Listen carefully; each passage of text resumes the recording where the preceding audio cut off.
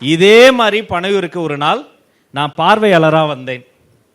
பின்பு பயிற்சி பட்டறை எல்லாருக்கும் கிளாஸ் எடுக்கிற ஆசிரியராக வந்தேன். பின்பு பேச்சாளராக என்னை மாற்றினார்.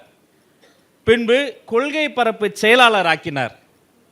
பின்பு நிர்வாக குழு உறுப்பினராக்கினார்.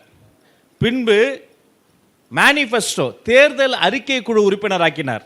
சாதாரண குடும்பத்தில் பிறந்து சின்ன சின்ன மேடையில் மைக்கு பிடிச்சி பேசுறது எனக்கு பிடிக்கும். பேசிக்கிட்டு இருந்தேன். என்ன கொள்கை பரப்பு செயலாளராக்கி, நிர்வாக குழு உறுப்பினராக்கி, தேர்தல் அறிக்கை குழு உறுப்பினராக்கி, தமிழ்நாடு முழுக்க 38 மாவட்டங்களுக்கு பேச போய் துணை பொதுச் செயலாளர் ஆக்கி, எழும்பூரினுடைய சட்டமன்ற உறுப்பினராகவும் ஆக்கி,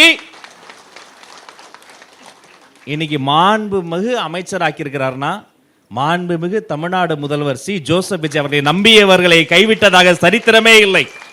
உங்க நல்ல காலம் பிறகுதுங்க. இன்றிலிருந்து உங்க வாழ்க்கை மாறப்போது. உங்க தெரு, உங்க வீடு இருக்கிற தெருவுக்கு இன்னைக்கு சாயந்தரம் போகும்போது 10 பேர் போட்டோ எடுக்க வந்து நிற்பாங்க. இனி நீங்க வீட்டில் நிம்மதியா இருக்கவே முடியாது. எல்லா நிறைகுறைக்கும் உங்ககிட்ட தான் வருவாங்க. மக்கள் கொண்டாட போகிற மாபெரும் தலைவர்களாக இந்த நொடி முதல், பனையூரை விதித்த இந்த நொடி முதல் நீங்க மாற போறீங்க.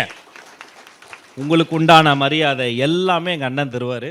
மற்றும் ஆப் ஸ்டோரில் இருந்து பாலிமர் செயலியை QR கோடு மூலம் பதிவிறக்கம் செய்யுங்கள். செய்திகளை உடனுக்குடன் பெறுங்கள்.